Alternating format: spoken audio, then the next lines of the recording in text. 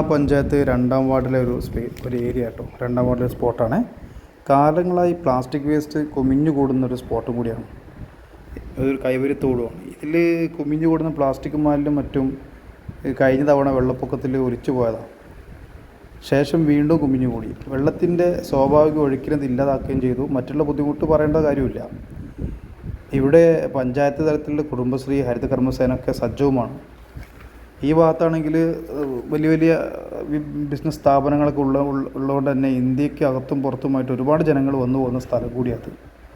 ലാസ്റ്റായിട്ട് കാണിക്കുന്ന video 18 October 2025 ഇട്ടതും കൂടിയാണ്.